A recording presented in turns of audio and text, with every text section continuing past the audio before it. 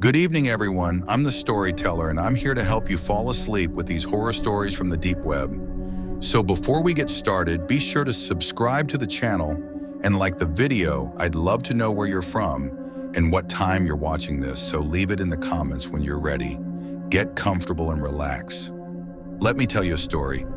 I was in my final year of high school, and to be honest, I wasn't the most popular kid around. Me and my friends were the kind of group others found strange. We stayed to ourselves and talked about things most people didn't really get. They were the ones who first told me about the deep web, that part of the internet where you can hide your identity and do whatever you want. That idea alone pulled me in. My friends used the deep web just to buy stuff you couldn't get in normal places, like drugs, stolen collectibles, pirated software, TV shows, and movies. But I wanted more than that. Once I heard about it, I started digging deeper and found lots of disturbing stories, things I never thought could be real or even exist on the internet. I couldn't stop thinking about the secrets this hidden world held. I read about websites that involved disturbing content, weird fetishes, people selling organs, and even hiring hitmen. Of course, I never wanted to get involved in any of that, but just knowing it was there fascinated me. It felt like I had found a doorway to a hidden world. My daily life felt empty, waking up at the same time, going to boring classes, seeing the same people, coming home, gaming, doing homework, then sleep. Repeat. It made me wonder, has anyone else felt stuck like this? I figured maybe this was a way to break out of the same old routine and see what really lies beyond. Despite all the warnings about hackers and scary things on the deep web, I finally decided to try it. A week had passed since I'd first heard about it. I already knew how to access it, so logging in was easy. I felt a rush of excitement. I expected to see shocking stuff, but at first all I found were websites about drugs and random conspiracy theories. I didn't care for either, so I was honestly a bit disappointed. Still, I kept searching. I was determined to find the darker things I'd read about. Finally, I found a strange site with no name. At first, I thought it was just a broken link. It was just a black screen. But then, a chat box appeared, and someone called the administrator wrote to me. "Congratulations, you found the worst place on the net." I just stared at the screen, confused. I wasn't scared yet, just puzzled. I replied with, "Great," since I had no idea what else to say. I didn't come here to make friends, so I asked what was so special about this site. He didn't answer right away. My mind started racing with disturbing thoughts, but I didn't leave. I had to know more. I typed again, even though I felt nervous now. Right after that, the chat box vanished and a new screen loaded. Suddenly, I was watching a video, and next to it was a chat with 5 other people. They were all waiting for something. The video was black and white, showing a small room with a wooden chair in the middle. After a few minutes, a door opened, and a man was shoved into the room. He was blindfolded and only wearing black boxer shorts. A woman dressed in all black and wearing a mask followed him. The whole room felt eerie. I was nervous, but also extremely curious. What was going to happen? I couldn't look away. Something about it pulled me in. I didn't know what I was about to see, but I couldn't stop watching.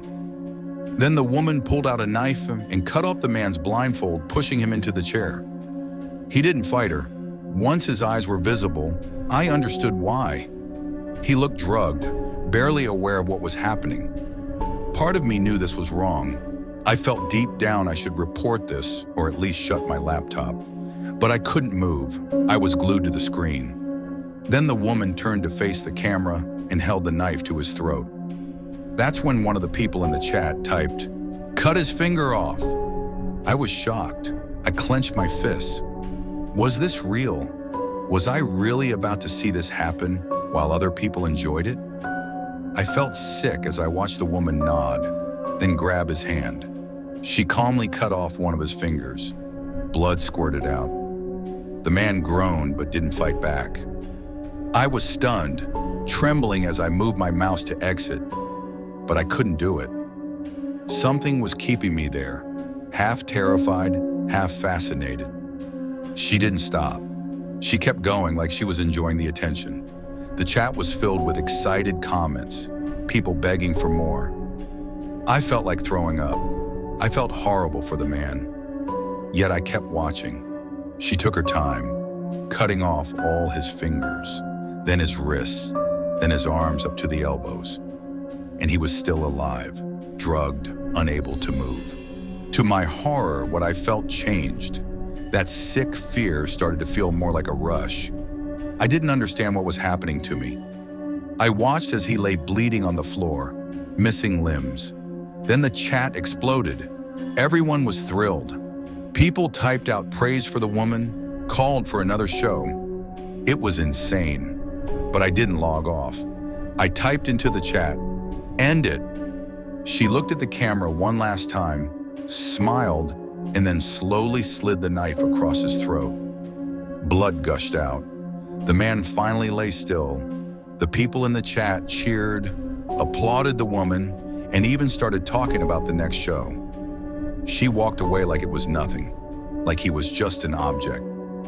I was stunned. I wrote down the date of the next event. I knew I'd be back. I felt like I just found something huge, something I couldn't ignore anymore, something that broke all the rules I used to care about. That night changed me. I found something I couldn't get out of my head. In college now, I'm deeper into that world than ever before. I've seen things most people couldn't even imagine. My life isn't boring anymore. It's filled with this darkness, this thrill I can't walk away from. The deep web is now part of me. I started as a bored student looking for excitement and found a new purpose in a place most fear to even think about. Let me tell you a horror story that is completely true, and that frankly I consider one of the worst mistakes of my life. Take my advice. Stay away from the deep web and the dark web. Both are twisted and dangerous. To help you understand why I'm saying this, let me give you a bit of background. It all started in my first semester of college after I broke up with my first girlfriend. We had been together since high school, always side by side. In 6 years, we only had one small argument, but things ended when she moved out of state with her family. I still can't believe it happened. For the next few months, my life fell apart. I'd go to class, come home, do some homework, then lock myself in my room and cry. I was stuck in a loop, sure I'd never see her again. It was awful, but slowly as time passed, I started to feel better. I reconnected with friends, went out more, and moved on from the sadness. Still, some days were harder than others, especially when people brought her up. One night I was feeling especially down after some friends mentioned her. I needed a distraction, something to get her off my mind. So I went online, just browsing Reddit for anything funny or interesting, but nothing really helped, until I saw one post that grabbed me. It talked about something called the deep web. I clicked on it, curious. The post claimed all kinds of things. Places where you could buy drugs, hire killers, see illegal stuff, find top secret government documents. A lot of it sounded like fake movie material, but I was still hooked. I didn't want anything illegal or sexual. I just wanted to see what this hidden part of the internet was all about. Most of the comments said I'd need a special browser called T. I was tech savvy enough to understand what that meant, so I decided to try it. I figured it would be a good way to take my mind off Kayla, so I downloaded it, and soon enough I had it installed and ready to explore. Once I logged in, I found something called the Hidden Wiki and other pages filled with state secrets, conspiracy theories, and random topics. At the time, nothing felt too scary, so I kept exploring the different categories they had: drugs, adult content, pornography, and more. When I clicked on the drugs section, I was surprised to see at least 100 different sites. I wasn't planning to buy anything. Getting in trouble with the law wasn't my thing, but my curiosity kept growing. This was a completely new world for me, and I wanted to see more. I didn't stop there. I kept clicking through various links and eventually found forums where people talked about torture, and illegal pornography. That's when it really hit me. Maybe those stories I read earlier weren't exaggerating. Everything I had heard about the deep web started to unfold in front of me, and honestly, it was much scarier than I ever imagined. I started to feel a chill just thinking about what I was seeing, yet my curiosity continued to grow. It was like opening a box of terrifying secrets, and the worst part was that I still wanted to look further. Even though I knew this was wrong and dangerous, something inside me wanted to keep going. I had a bad feeling in my gut that told me to stop, but I ignored it and kept searching. I finally found a long list of strange links. None of them looked like normal websites with .com or .net endings. These were weird codes of random letters and numbers that ended with .onion. Naturally, that made me more curious, so I clicked on one of them. At first, the page loaded slowly, and I thought it might be a joke or broken link. But when it finally appeared, I saw a red background and a creepy smiley face staring back at me. Right then, my instincts told me something was wrong, but I clicked again anyway. You might think what I saw next was some sort of virus or fake page, but it was worse, much worse. It was a horrifying site full of real photos and videos showing people being tortured, abused, and even hanged. Some of them weren't even adults, you know what I mean? I've seen some pretty gross things in my life, like bad accidents and disturbing images. But this was something else entirely. It hit me in a way I'd never felt before. I don't get scared easily, but this truly tested my limits. Then I saw something that shook me even more, a link to a live stream. I know some people think stuff like this can't be real, but believe me, there are people in this world who find pleasure in the worst kinds of cruelty. When I realized what I was really about to witness, I didn't hesitate. I shut the site down and immediately deleted the Tor browser from my computer. I was so shaken that I didn't use my computer for days. Later, after doing some more research, I found people online saying that most of those torture sites were probably fake or urban legends. But I knew what I saw. That wasn't made up. It wasn't some creepy pasta story. It was real. If you're thinking of exploring the deep web or dark web, please hear me out. Don't do it, especially if you have no idea what you're doing. I was young, curious, and honestly a bit dumb for letting myself get pulled in. If I could go back, I would have never gone near it. So if for any reason you're feeling curious about the dark web, I'm telling you straight, don't do it. It's not worth it. There are places in this world that are better left alone, and that darkness is definitely one of them. In my life, I've only ever had one girlfriend, and let me tell you, it was a big surprise, but maybe not for the reason you'd think. I've always been a total nerd, and I mean that in every way. I loved anime, video games, and anything that gave me a reason to stay indoors. I barely talked to anyone, and friendships were almost non-existent for me. Social interaction was something I barely understood. My parents used to worry about me.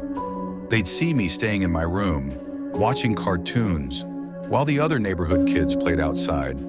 I'm sure they looked out the window wondering what was wrong with their son, who refused to even step out for some sun. But over time, they got used to it. That's just how I was.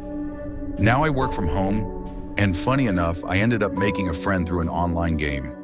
We got along really well, liked the same stuff, and talked every day. For me, that counted as friendship. I'm self-employed, still keeping to myself just like I did as a kid. I'm a programmer, of course. I don't always build websites, but that's not important. Let's get back to what happened. One day I had to run an errand and drop off some clothes at the dry cleaners. I got into my car, and while I was stopped at a red light, I reached around trying to find my phone. Suddenly, my car shifted slightly, like it was being bumped from outside. What the heck, I thought. I leaned forward to look through the windshield and saw something strange.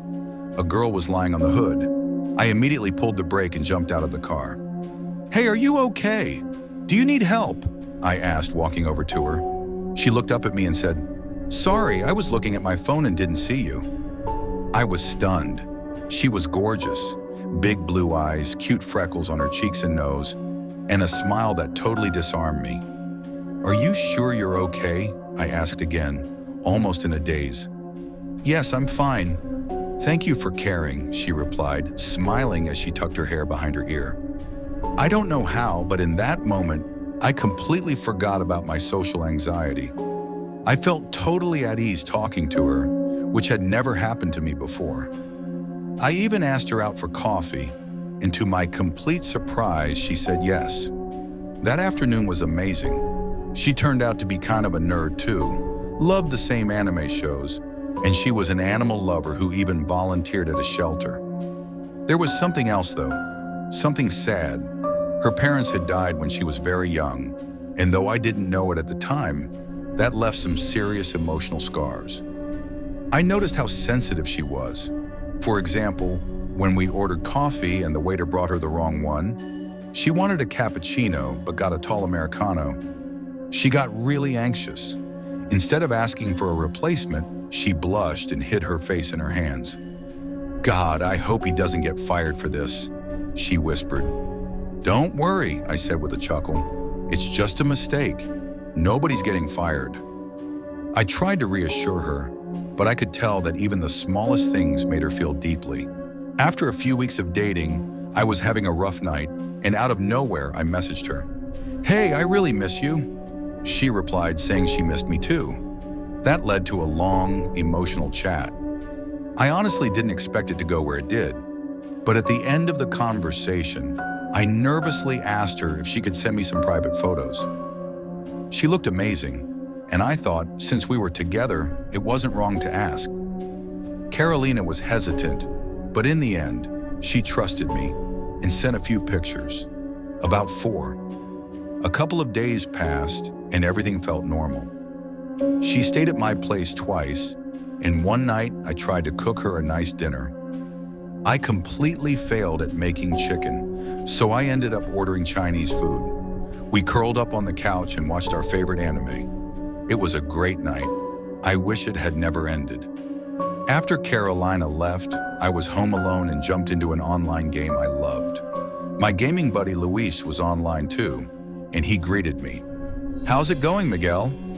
He had just logged in and was already asking questions like he always did. I replied without thinking much.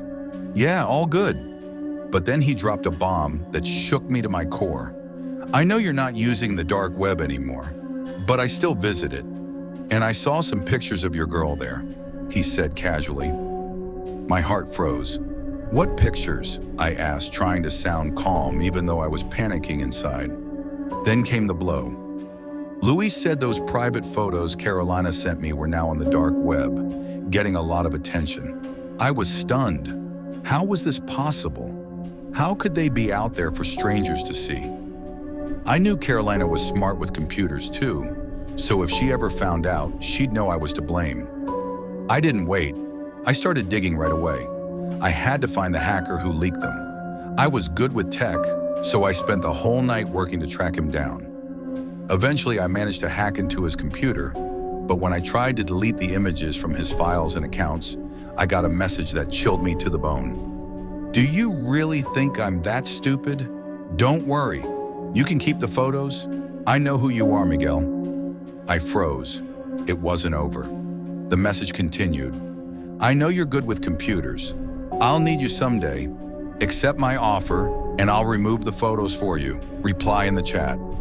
I had no idea what he meant, but I was too scared to think clearly. So I typed back, "Okay, just take them." He confirmed right away that the photos would be removed from the dark web. Then I got one last message from him. "Good talk. See you in the future." I thought Carolina would be safe now, but the truth was, she had already seen the photos online. She called me crying, asking how I could do something like that to her when she had trusted me. I was heartbroken. I told her it wasn't what it looked like, that it was all a misunderstanding, but it was clear she didn't believe me. Even though the hacker kept his word and the pictures were deleted, it was too late. Carolina couldn't forgive me, and we never saw each other again. but I still owed that hacker something. I didn't know what he wanted or when he would come back for it. I just knew he had his eyes on me now. And that terrified me. Even today, I haven't heard from him again, and I really hope it stays that way. But the fear hasn't gone away. It lingers in my chest, and I keep wondering when he'll show up again. Let me tell you about something I experienced that most people think is just a myth. I can tell you for sure, it's very real. It's a place known as Mariana's Web. Many people believe it's just made-up nonsense, and they laugh at stories about red rooms and online torture, but they're dead wrong. I know because I was a hacker who managed to get in.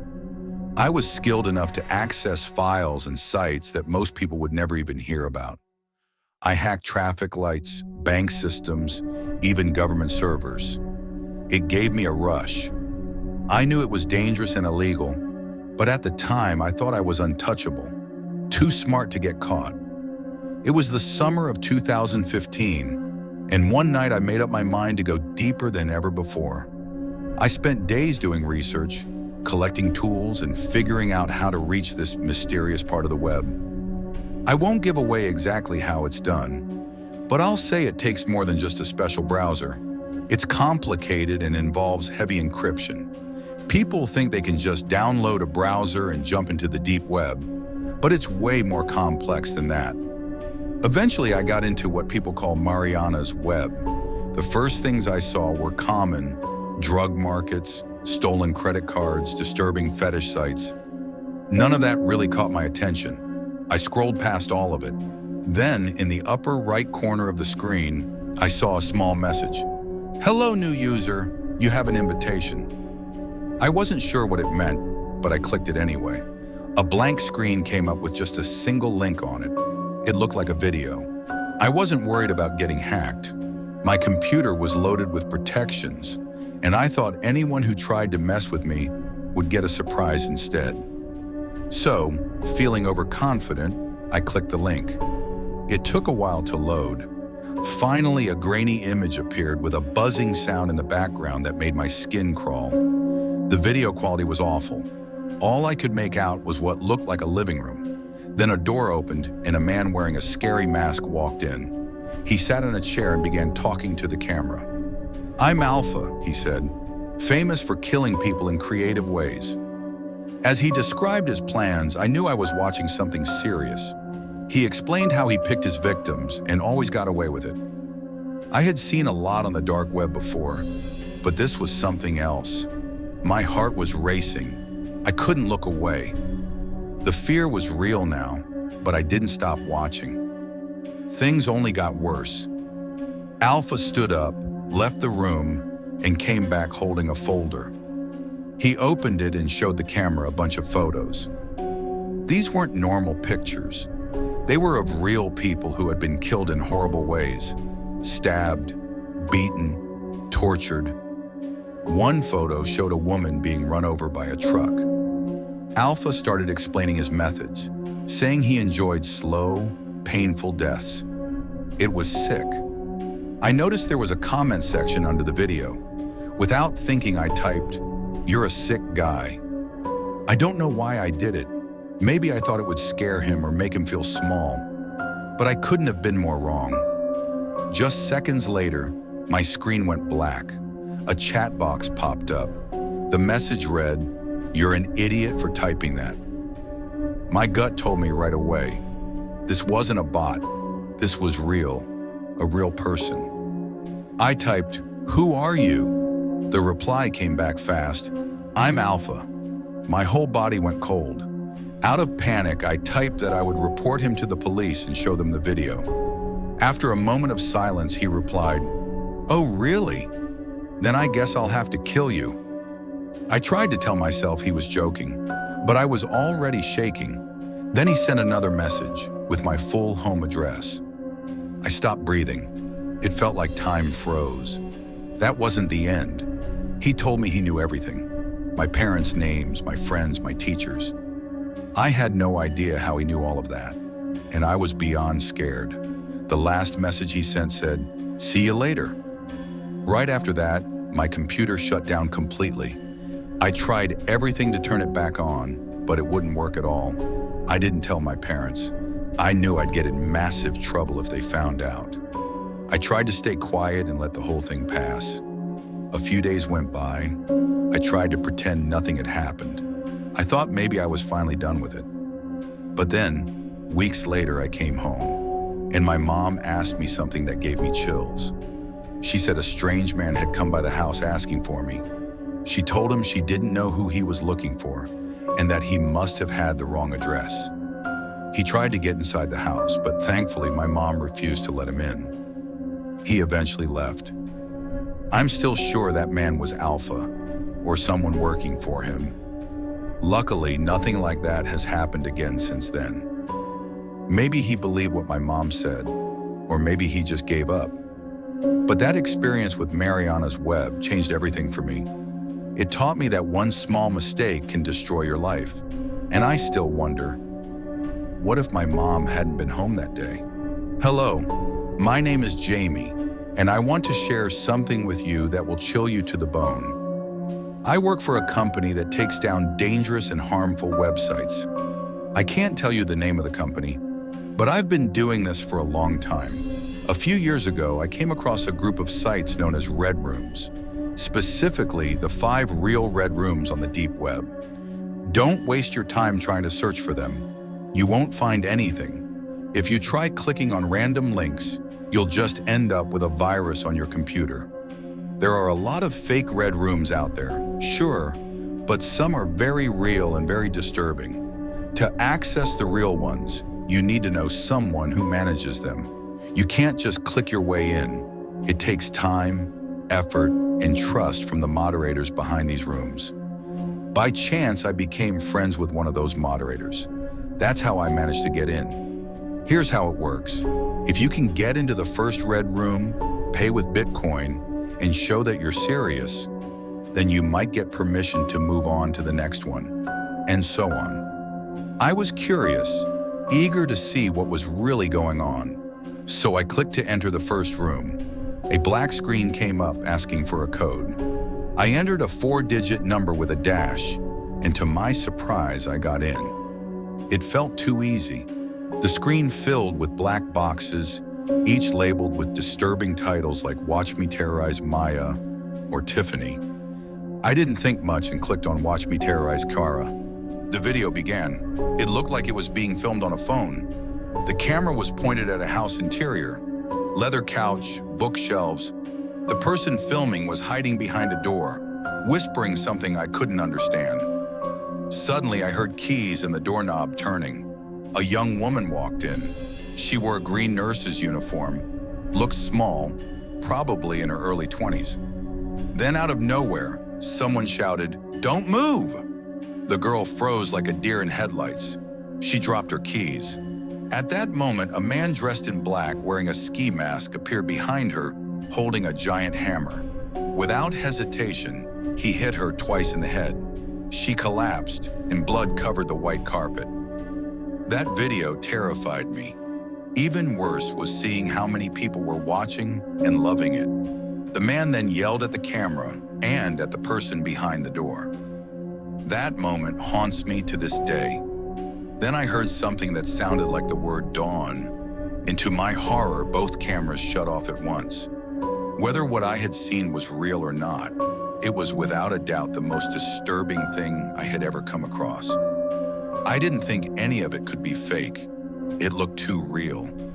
I wanted to stop watching, but for some reason I felt pulled to see the next video. I couldn't stop myself. The next one was titled "Tiffany Freaks Out," and what I saw was even more terrifying. The video opened with a view of a park. A woman with brown and blue hair was jogging calmly down a trail. The camera angle changed, and I saw a man sitting inside a car nearby. He had dark features and was wearing black gloves. The windshield was cracked. He didn't show his face and just mumbled to himself while laughing quietly as he watched the woman jog. I felt so helpless.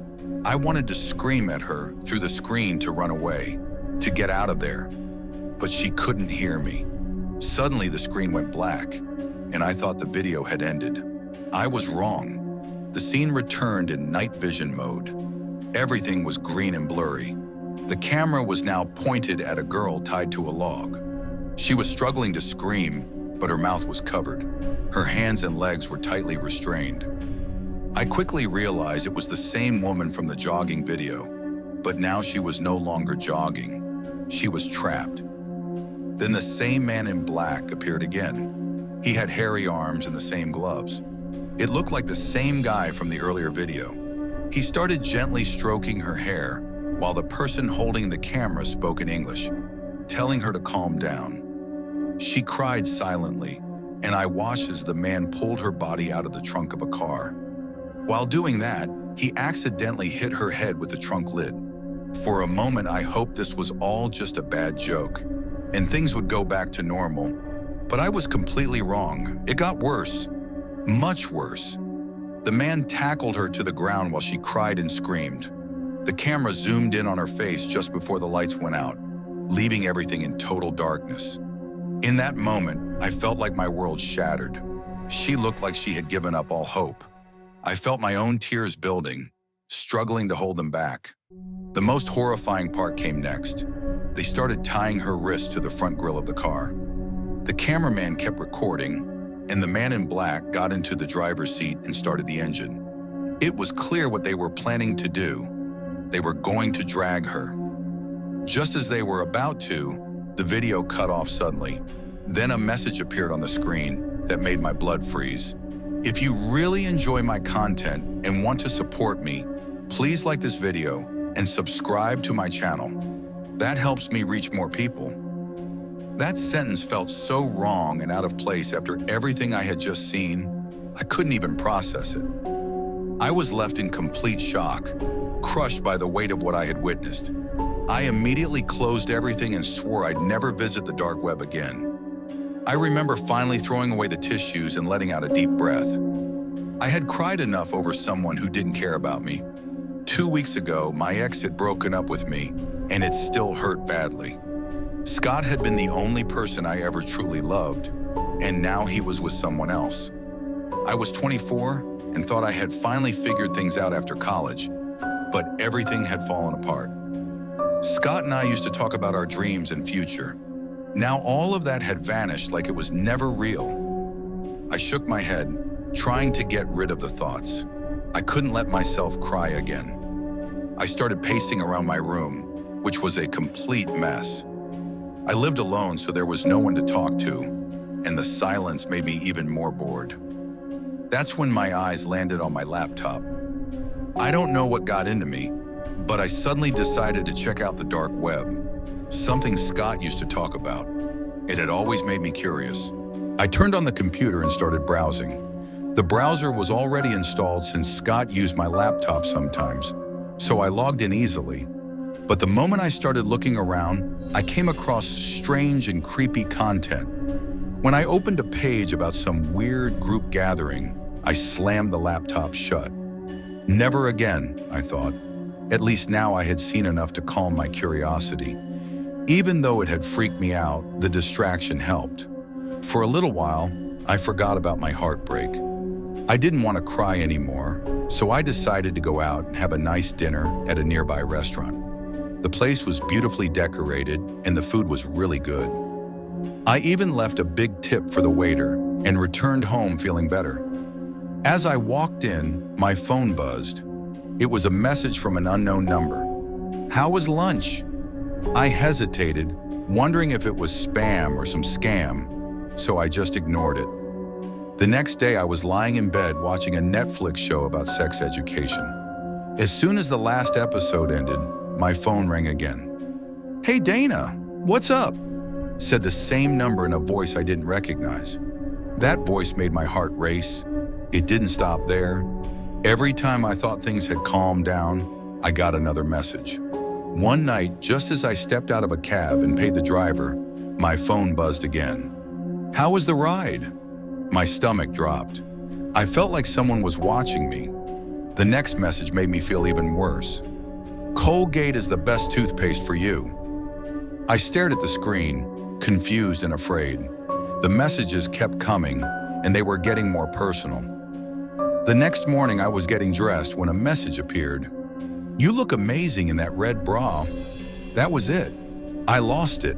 I ripped the bra off and changed into a black one. How did this person know what I was wearing? I felt like I was being watched constantly. Was someone really stalking me? That's when I knew this wasn't just a weird prank. It was serious. I needed to find out who was doing this. I scheduled a visit with a private detective, hoping he could help. That morning alone, I had already received 3 more messages. The first one said I needed to eat better instead of just having macaroni and cheese. The second one told me to drink more water because I was dehydrated. The third message came as I got out of the shower. "You look great in red." This stranger clearly had access to everything in my life. I met with the detective, who was around 30, had a big smile, and no wedding ring. I told him everything. As I explained, his face turned serious. He said he had an idea of what was happening, but didn't want to jump to conclusions. He followed me home and brought out a strange device that scanned my apartment. Every time it beeped, he looked more and more concerned. At the end, he told me the truth. My home was filled with micro cameras. That's how the stalker knew every detail of my life. I felt cold and dizzy hearing that. Someone had been watching me 24/7. I thanked the detective, paid him, and left. But deep down, I was sure it had all started because I had gone on the dark web. That night, I went home and began packing. I was leaving the city the next morning. I wasn't going to let someone play with my life like this. I decided to get a new phone, a new laptop, and a new apartment in another city. From that day on, I promised myself I'd never return to the dark web. Although I got one more message on my new phone after moving, I knew I had made the right decision. Starting over in a new place wouldn't be easy, but I was ready to try. I had to move on and leave all the horror behind. I always thought my girlfriend was way out of my league. I've never had great self-esteem and felt like I wasn't good enough for her. Let me tell you a bit about myself. I'm shorter than her, I don't have a six-pack, and she's the one who pays most of the bills. I work as a receptionist at a hotel on the edge of town. Now about Michelle, my girlfriend. She's tall, has those dazzling green eyes and long dark hair that turns heads everywhere we go. Guys constantly stare at her, and some even come up and ask for her number while I'm standing right there. Michelle always tells me I'm the only one for her and that she loves me. But lately, things have changed. I often see her glued to her phone, smiling and laughing. When I ask her what's so funny, she just says she's chatting with friends. But something doesn't feel right. A part of me thinks she might be cheating. The thought makes me sick, like it's only a matter of time before she finds someone better than me. One night while she was asleep, I heard her phone vibrate. I didn't want to be that jealous guy snooping around, but something in me said I needed to check. I got out of bed and walked to her nightstand. Just as I was about to pick up her phone, she woke up and asked sleepily, "What are you doing, honey?" I quickly said, "Nothing. Your glass is empty. I was going to get you some water." She stretched and thanked me, and I left the room quickly. While I was pouring the water, I felt a wave of paranoia. Was she really being faithful to me? That fear took me to my laptop. I started looking for something that could help me track her. I didn't even know exactly what I was searching for. So I typed "spy on a cheating girlfriend" into the search bar. But nothing useful came up, just tiny cameras and random gadgets. So then I decided to do something. I hadn't done something like that in years. I went back onto the deep web.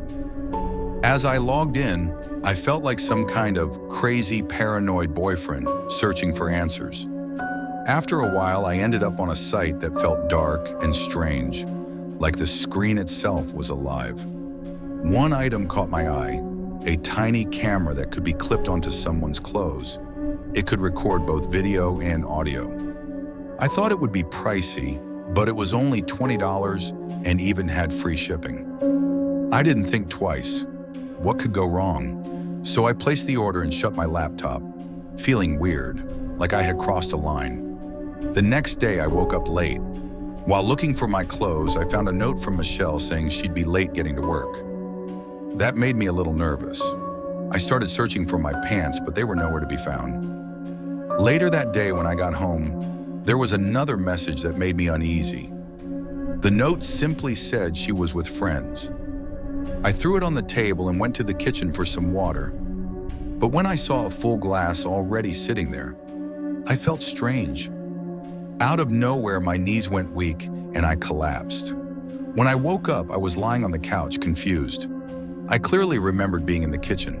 I stood up slowly, calling out, "Michelle? Are you home, love?" But the house was quiet. I checked my phone. There was a message waiting, and it had a link at the end. I was curious but scared, so I didn't click it. I called out again, "Hey babe, did you come home?" She replied quickly, "Yeah." But what came next made my heart freeze. She asked, "Where are you?" When I asked her again where she was, she said she was just out having drinks with some friends. I tried not to sound jealous, but I never really trusted her friends. They always gave off weird vibes. I told her I'd wait at home, and she said she wouldn't be too long, but something in her tone felt off, like she was holding something back. After she left, I tried not to think too much and just relax. But then a message popped up on my phone. It said, "Don't let them hurt you." I froze. Who was sending me this? Was someone watching me? I looked around, then saw something even scarier. I had a live video feed showing my own living room. I freaked out. How was this possible? I wanted to message the number, but it was unknown. Then another text came through. "Don't bother trying to contact me. You can't stop anything. You talk, and I'll listen." That message made my skin crawl. I whispered, "Why are you doing this? What do you want from me?" Another reply came right away. "You're so naive. Yes, there's a camera, a cheap one, but powerful. If you don't want your life ruined, you'll have to pay. And don't blink while typing your password. I'm watching everything." I felt completely helpless, like I was stuck.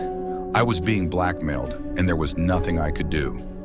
I sat frozen on the couch, thinking about how I got here. I was scared to even speak because I knew he was listening. That night, Michelle came home. She had clearly had a few drinks. She walked toward me, but I pushed her away. "I'm tired, love. Not tonight." She got upset and stormed upstairs. Even then, I knew the guy was still watching us. The next few days were a mess. Michelle and I couldn't connect. I couldn't focus on anything, not even my job. I almost got fired. The pressure and fear were taking over. Every message from him added to my stress. It felt like he was controlling everything in my life. I couldn't take it anymore. One night after drinking, I made a decision. I drove to a nearby bridge. I wanted to end it all. I stared down at the water, feeling like this was the only way out. Just then my phone buzzed. A call from an unknown number. I thought it was the guy, but it wasn't. "Hello, this is Mason," said a calm voice. "I'm glad you're still alive." I was confused. "Do we know each other?" I asked. "No," he said, "but I think we're both dealing with the same nightmare." He went on to explain. If I had a camera implanted, it was probably the same kind he had once used. He had found my number by hacking into a list of customers. "I've called over 20 people today," he told me. "You're the only one who picked up. The others, they're gone." My stomach turned. He wasn't just some guy. He had lived through this too. Mason had a plan. He wanted to find the person behind all of it, but he needed my help. He asked for access to my bank information so a tracker could be placed. "That's how we'll locate him," he explained. I didn't understand all the details, but I knew I wanted this to be over. I agreed. "Okay, I'll do it," I said, feeling more ready than ever to take my life back. For the first time in weeks, I smiled. I drove home with a strange mix of hope and nerves. When I walked in, I saw Michelle sitting on the couch. She looked tired, like she had been crying. I hugged her and whispered that everything would be okay. But she didn't look at me. It felt like we were already strangers. I had hurt her, and I didn't want to lose her. I went to my room, pulled out my credit card, and acted like I was entering details on a site, just like Mason had told me to. Minutes later, a message came in from the blackmailer. "Don't bother calling the bank. Your money's already mine. It's been a pleasure doing business." My chest tightened. Had I been tricked again? I didn't respond. I was shaking. But then my phone rang. It was Mason. "I'm half an hour away," he said. "I'm coming to pick you up. Cover your eye on the way out. I brought an iPad so we can talk by typing." I got ready quickly. I wanted this nightmare to end. I walked downstairs to tell Michelle I was leaving, but she wasn't there. A car honked outside. It was Mason. I got in. To my surprise, he wasn't scary. He looked like a regular guy. In the back seat, though, were 2 guns. He handed me one and typed, "This one's for you. Follow my lead." We drove to a house that felt creepy the moment we stepped in. Mason opened the door like he had done it many times before. It was dark, and the place felt eerie. As we went upstairs, the floor creaked under our feet. Then we heard a voice. It was coming from a speaker inside a bedroom. Mason instantly became alert. Just then, a figure leaned out of a nearby window. I shouted, "Come on, Mason!" And we both rushed into the room. Inside, we were shocked. There was a boy, barely a teenager. Mason caught him and pinned him against the wall. The kid looked terrified and begged us not to hurt him. "I'm sorry, I didn't mean to do any of this," he cried. Mason demanded answers. The boy admitted there was a doctor behind it all. He helped make the implants and ran the blackmailing operation. The boy said the doctor was his cousin. We had our next lead. We got back in the car and headed to the doctor's house. The tension was thick. Mason didn't wait. He barged in, ready to end it. It happened fast. When it was over, we left that awful place and returned to my home. For the first time in a long while, I felt free. I could finally breathe again. But as I stepped into my house, something felt wrong. Michelle wasn't there. I called out for her, but there was no answer. Then my phone rang. It was a man's voice, cold and distant. "She's busy," he said. "Where is Michelle?" I asked, heart pounding. "She's at a party," he replied, and then I heard her laughing in the background. "Looks like this thing between you two is over," he added before hanging up. I rushed upstairs. Her room was empty. On the bed was a note. I picked it up and read, "I'm tired of feeling like you don't care about me. I'm moving in with Anna until I find a place. This is the end. Michelle." I stood there stunned. She was really gone. Even though the camera nightmare was over, I had lost something far more important. In the end, none of it had been worth it. Now I was left to pick up the pieces of a life that had completely fallen apart.